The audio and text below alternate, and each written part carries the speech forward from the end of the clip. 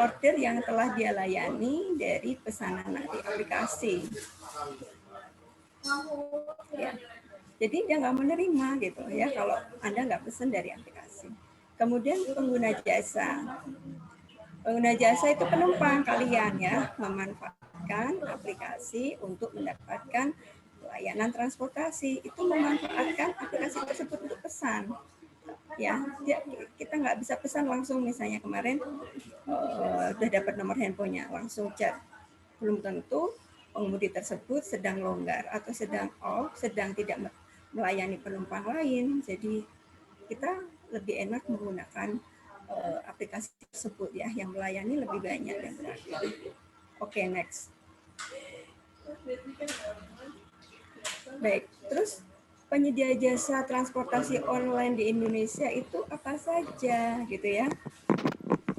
Kalian tentu sudah tahu apa saja ya yang sudah sering kalian pakai apa? Gojek, Grab ya, Anterin ya, Maxim ya, Grab ya.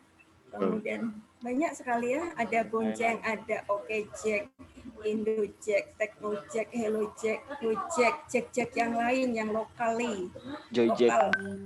Jojek. Ya, ada yang lokal Tembalang saja itu ada yang aplikasi. Bahwa kemarin saya pernah menguji mahasiswa yang bikin aplikasi transportasi online seperti ini khusus pergi ke kampus. Jadi hanya melayani teman-teman mahasiswa yang melayani teman-teman yang mempunyai jam pergi ke kampus yang sama ya, sehingga dia lebih menghemat uang transport ke kampus ya. Jadi dia bisa sekalian berangkat ke kampus sambil membawa penumpang lain temannya sendiri gitu. Nah, ini contohnya sangat banyak ya, berkembang sangat cepat. Kenapa? Karena kebutuhan transportasinya memang sangat tinggi kebutuhannya. Kalau kebutuhannya tinggi, penyedianya tentu akan semakin banyak. Oke, next. Nah, sekarang pada masa COVID ya, 19 ini, pemerintah melakukan new normal. Apa itu new normal ya? Menurut pemerintah Indonesia, new normal merupakan tatanan baru untuk beradaptasi dengan COVID-19. Ya, perubahan new normal adalah perubahan perilaku untuk tetap menjalankan aktivitas normal, namun normal ya, aktivitas normal, namun dengan ditambah menerapkan protokol kesehatan. Ya, menerapkan protokol kesehatan guna mencegah terjadinya penularan COVID-19. Ya, ini dari Pak Wiku Adhisa Smita, ya, Ketua Tim Pakar Gugus Tugas Percepatan Penanganan COVID-19. Jadi kita boleh melakukan aktivitas seperti biasa, tapi harus tetap menerapkan protokol kesehatan, gitu ya. Oke, next. Nah, apa yang harus kita lakukan ya? Bagaimana melakukan adaptasi kebiasaan baru ya? Ini ada beberapa hal yang perlu kita perhatikannya, yang kalian perlu terapkan ya. Yang pertama, stay at home ya, tetap ada di rumah, jangan keluar rumah saat tidak enak badan ya. Kalau Anda merasa demam, pusing ya, sakit tenggorokan, apapun itu, walaupun itu bukan COVID, sebaiknya ada di rumah, karena pada saat kita sakit, daya tahan tubuh kita melemah, jadi lebih mudah terpapar oleh virus. Oke. Kemudian pada saat kita keluar rumah, gunakan ya masker, selalu gunakan masker saat keluar rumah. Dan kalian perlu tahu masker itu ya beberapa dari sumber yang percaya bahwa masker itu pakai yang masker 3 lapis ya, untuk meminimalisir virus masuk ya. Kalau yang kain yang tipis hanya 1 lapis, sebaiknya dihindari ya. Kemudian sering cuci tangan dengan sabun. Nah, cuci tangan dengan sabun. Dan cara cuci tangan yang lengkap, yang baik dan benar itu pasti kalian sudah tahu semua dong ya. Di TK sudah diajarkan bagaimana cara mencuci tangan sampai bersih, sampai ke jari-jari, sampai ke kuku ya. Di sela jari-jari ya, diperhatikan dan menggunakan sabun ya yang berfungsi untuk mematikan sebagai antiseptik, mematikan kuman yang menempel di tangan kita. Kemudian ingat ya, selalu jaga jarak aman minimal 1 meter. Minimal ya, bukan maksimal ya. Minimal 1 meter ya. Begitu. Kadang-kadang kita terlena ketemu sama teman itu lama. Ada lockdown berapa ya? 6 bulan ya lebih ya. Nggak ketemu teman ya, begitu Jumatan ketemu langsung, wah. Nah, lupa dengan jarak aman 1 meter gitu. Ya. Oke, jadi ini tolong diperhatikan karena jarak itu sangat penting untuk menghindari adanya loncatan droplet ya dari orang ya, dari orang lain. Kemudian jaga imunitas tubuh dengan pola hidup sehat ya, dengan pola hidup sehat dan asupan gizi yang seimbang. Oke, pola hidup sehat itu apa? Olahraga. Siapa yang sudah olahraga tadi pagi? Nah, kemudian berjemur, ya. Berjemur mungkin kalian bisa, boleh nggak Bu Guru kalau berjemur itu kan waktunya jam 8 sampai jam 9 ya. Zoom sambil sedikit berjemur gitu. Barangkali bisa Anda lakukan kalau nggak bisa di hari Sabtu atau Minggu ya, berjemur. Kemudian tidur yang cukup ya. Kadang-kadang kalian terlena karena tidak ada sekolah, nggak harus bangun pagi. Kalau sekolah itu masuk jam 6.45 ya, perjalanan ke sekolah sekitar 15 menit. Berarti Anda harus sudah siap jam 6:30. Ya, 6:30. Harus mandi, bangun, siap-siap segala macam. 5:30 harus sudah mandi. Ya, jadi habis sholat subuh biasanya masih bisa tidur dengan nyaman, harus sudah beres-beres. Nah, sekarang nggak ada aturan seperti itu ya. Kita Zoom 7:30. Berarti bisa bangun jam 7. Habis sholat subuh tidur lagi. Sehingga malamnya sukanya begadang. Tidur di atas jam 10. Itu tidak baik ya. Harus cukup tidur ya. Ini harus cukup tidur, istirahat 8 jam minimal. Ya. Kalau 9 jam boleh nggak? Ya boleh lah. Tapi kalau Anda kurang kegiatan fisik nanti jadi lesu. Oke. Oke, kemudian hindari menyentuh mata, hidung, dan mulut. Ya, hindari menyentuh mata, hidung, dan mulut, terutama bila Anda berada di luar, kegiatan di luar ya. Gitu.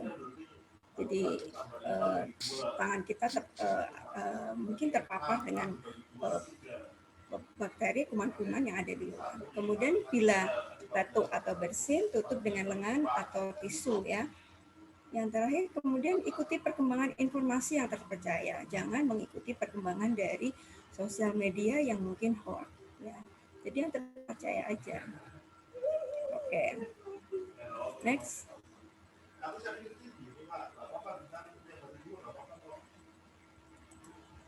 Nah, apa bahayanya kalau kita langgar protokol kesehatan? Yang satu, jika kita tidak memakai masker di luar rumah, dapat mudah terpapar virus atau menyebarkan virus ke orang lain dan membawa virus ke dalam tubuh. Kemudian bila tidak abai dalam mencuci tangan dapat mengakibatkan kuman lain yang masuk ya. Bukan hanya COVID aja yang kita takutkan, tapi ada bahaya yang lain ya, ada pilek, diare, keracunan, infeksi bakteri ya. Tentu kalian sudah tahu ini ya. Kalau makan harus cuci tangan dulu. Ini juga berfungsi untuk ini. Dan yang ketiga, tidak menjaga jarak aman. Ya, tidak menjaga jarak aman ini sangat berbahaya karena penularan virus COVID-19 terjadi melalui droplet ya.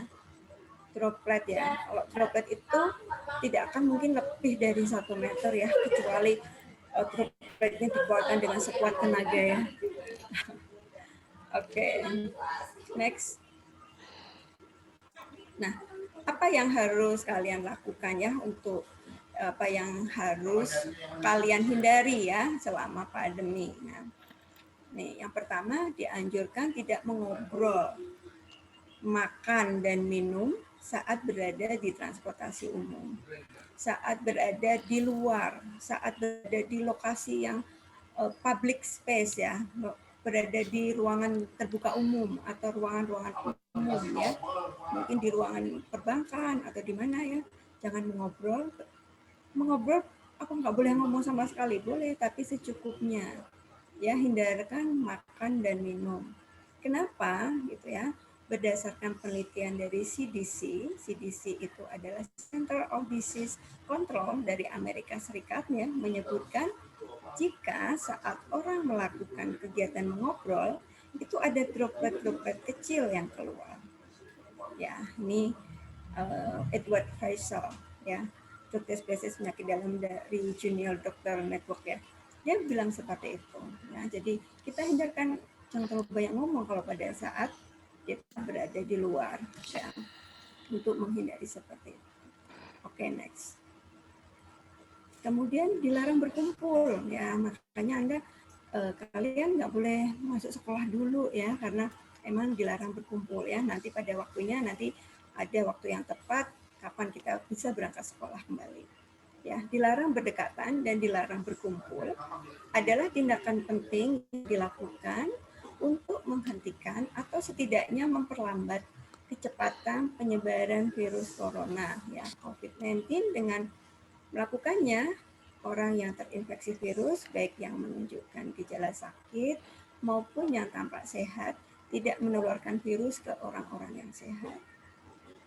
Ya, kalau berkumpul itu akan lebih interaksi lebih dekat sehingga lebih rawan terjadi penularan. Oke, next. Nah, yang ketiga, Anda juga bisa menghindarkan, jauhkan stigma negatif terhadap pasien positif. Ya, stigma membuat orang merasa dikucilkan atau bahkan diabaikan. Ya, stigma mengganggu upaya menghentikan wabah COVID-19. Kenapa?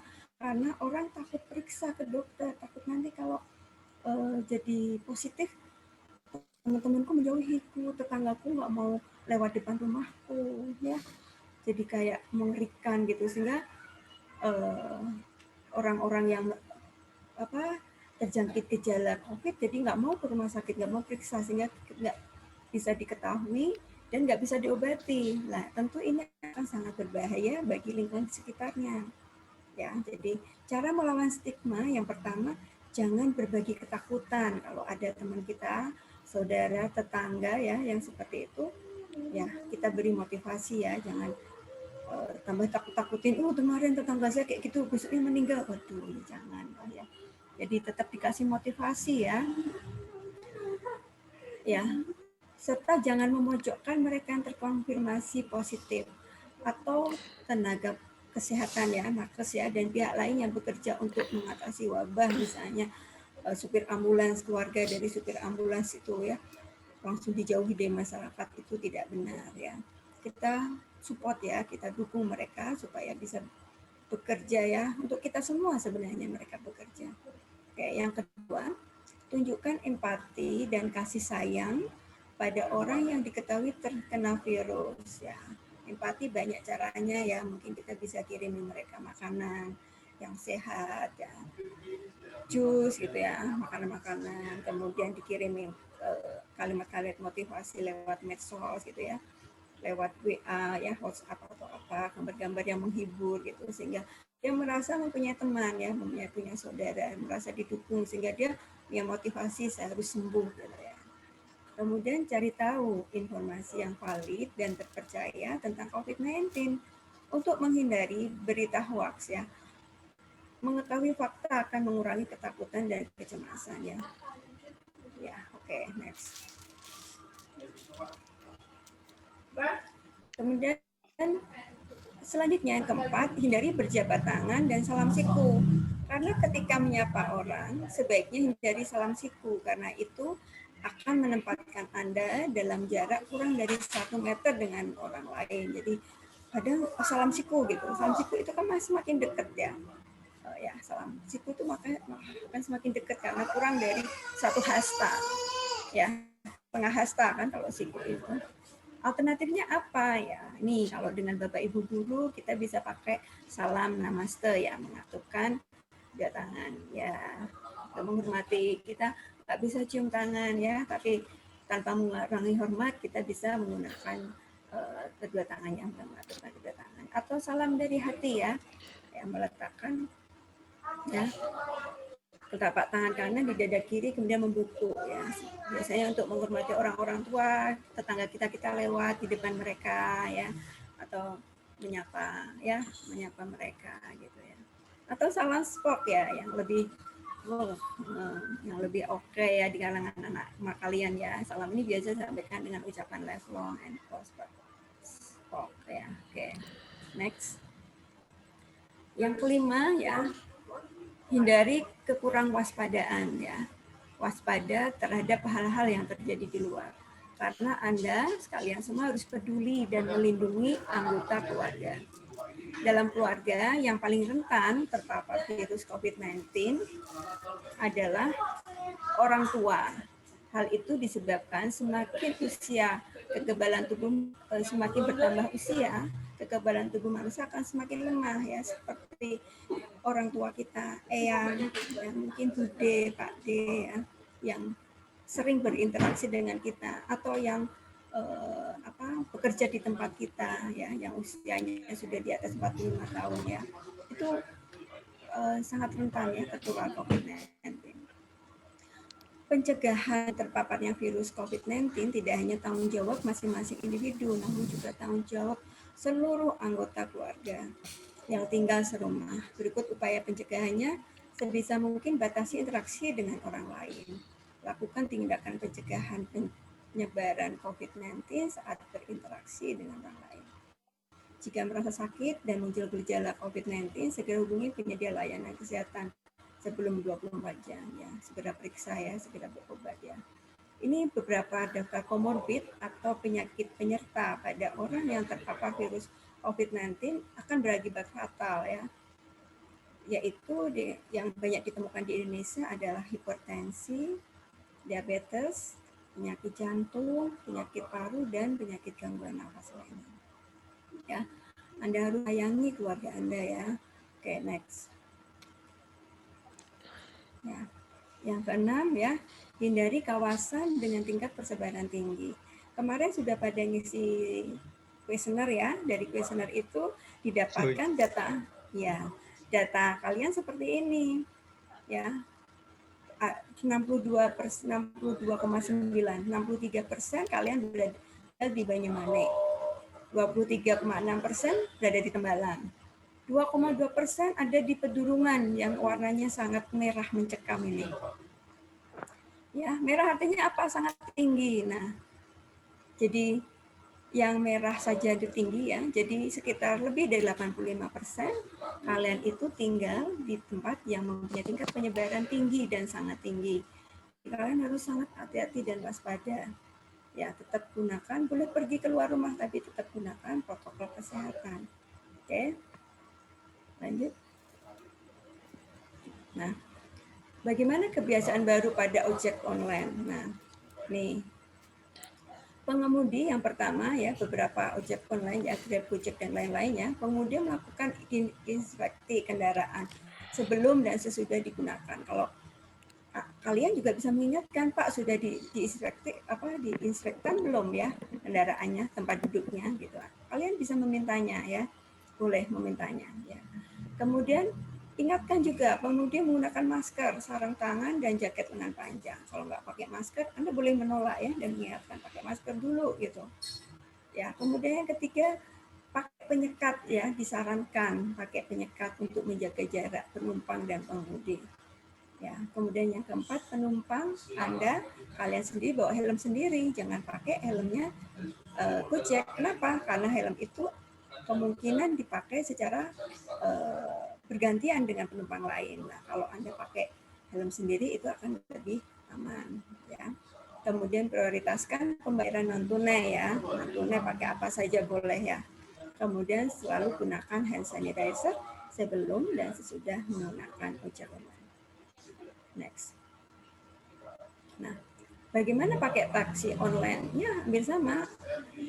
Kalian semua bisa meminta pengemudi melakukan disinfektannya di bagian dalam, kalau perlu juga luar kendaraan. Begitu Anda mau masuk tanya dulu udah di disable belum. Kalau kamu nggak percaya bisa Pak sekarang mau lihat gitu ya, tapi jangan galak-galak, oke? Nah, yang kedua, pengemudi dan penumpang wajib menggunakan masker, ya, harus pakai masker, ya. Kemudian pembatasan 50% kapasitas penumpang kendaraan, ya, untuk menghindari tetap jaga jarak ya di antara kalian ya, apalagi kalau kalian pergi bersama teman-teman ya, jadi tetap seperti itu. Kemudian sekat pelindung ya disarankan juga untuk menjaga jarak penumpang dan pengendara. Yang selanjutnya prioritaskan juga pembayaran non tunai. Kemudian ini jangan membuang masker, tisu dan sampah lainnya di dalam kendaraan ya, untuk membantu menjaga kebersihan di dalam mobil. Walaupun itu bukan mobil milikmu, tapi itu mobil umum ya, yang nanti akan dipakai oleh teman Anda lagi atau keluarga yang lain atau orang lain ya. Jadi jangan meninggalkan sampah di taksi online. Kemudian selanjutnya selalu gunakan hand sanitizer sebelum dan sesudah menggunakan taksi online. Oke, next. Nah, kalian semua ya harus mandiri dan bijak ya dalam melakukan perjalanan. Ya, sangat bijak. Jadi keluar rumah jika diperlukan. Kalau nggak perlu, kita bisa belajar di rumah, bermain di rumah, ngobrol sama teman dari rumah. Mungkin ya pakai sosmed ya, banyak yang bisa Anda lakukan ya. Mungkin kurang seru, tapi memang kita harus bisa mengoptimalkan kondisi kita ya. Untuk apa ya? Untuk menghindari penyebaran wabah COVID-19 tadi. Kemudian patuhi protokol kesehatan dan persiapkan kebutuhan perjalanan secara mandiri. Jadi Anda membawa peralatan secara mandiri, secara pribadi ya. Jadi masker sendiri, jangan masker, maskernya lucu ya, gantian dong pakai ya, nggak boleh, masker harus milik kita sendiri ya. Kemudian barang-barang pribadi sendiri ya, termasuk tadi helm dan sebagainya. Hand sanitizer bawa sendiri ya, jangan mengandalkan nanti temanku juga bawa, nggak boleh ya. Semuanya harus Anda bawa sendiri untuk persiapan Anda.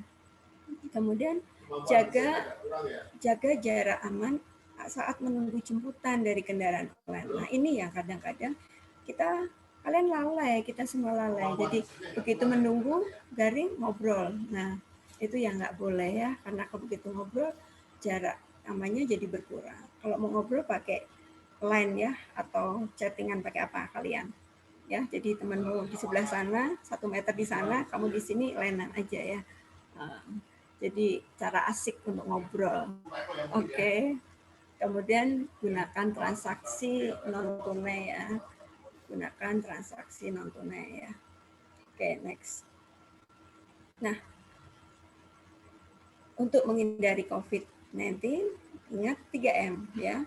Iman, aman, imun ya. Iman menjalankan ibadah sesuai agama, kita berdoa, sering ya disampaikan gitu ya. Kita berdoa, selain berdoa kita berusaha dengan memastikan kita aman, memakai masker, menjaga jarak, dan semua protokol kesehatan harus dijalankan dengan baik dan benar. Kemudian imun, apa itu? Olahraga teratur, istirahat cukup, tidak panik ya, tidak panik ya. Kemudian makanan bergizi. Baik, itu presentasi yang bisa saya sampaikan. Terima kasih. Saya kembalikan ke MC. Baik, terima kasih Bu Anita. Awali dulu ya Bu Ani. Oh, monggo. Iya, Bu Faiz silakan. Iya, matur nuwun Ibu atas paparannya. Biar anak-anak terpancing nanti ini ya. Mengingat tadi untuk pemakaian kendaraan online, kalau seandainya kita naik gokar, karena itu kan bertemu dengan orang asing drivernya. Nah, sebaiknya posisi jendela itu kita buka atau mungkin atau gimana? Karena kalau tertutup kan khawatir juga sirkulasi udara di dalam mobil kan hanya beberapa orang dan itu orangnya kita juga nggak begitu kenal gitu. Sebaiknya gimana Ibu? Matur suwun. Baik, matur nuwun Bu Faiz, Bu Nur Faizah ya. Kalau kita menggunakan kendaraan online, taksi online, mungkin untuk pilihan tetap menggunakan air conditioner atau ditutup itu mungkin nggak ada masalah ya Ibu, selama protokol masih tetap, protokol kesehatan masih tetap diterapkan. Karena air conditioner sendiri itu kan mempunyai perputaran juga dengan udara di luar, ya bukan tertutup sekali gitu.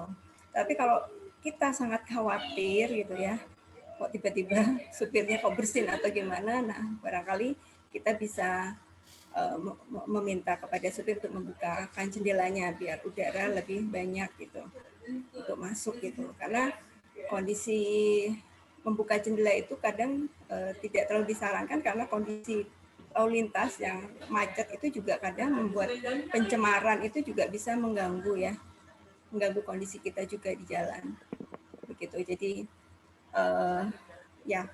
jadi bila sudah menetapkan protokol kesehatan yang benar ya, pakai masker, dibatasi jarak, kemudian jumlah penumpang juga tidak lebih dari 50%, insya Allah itu sudah memenuhi ya kriteria.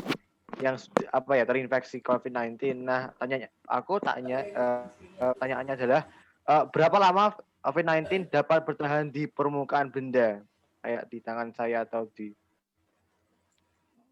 Oke, wah ini pertanyaannya detail ya ke kesehatannya. Berapa lama? Berarti perlu jawaban jam ya?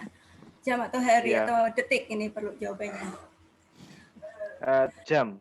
Ya oke, jam. Berapa lama? Ini ada beberapa penelitian ya. Saya agak lupa sumber penelitiannya. Jadi ada penelitian yang menyebutkan selama 1 jam itu sudah aman untuk kita pegang.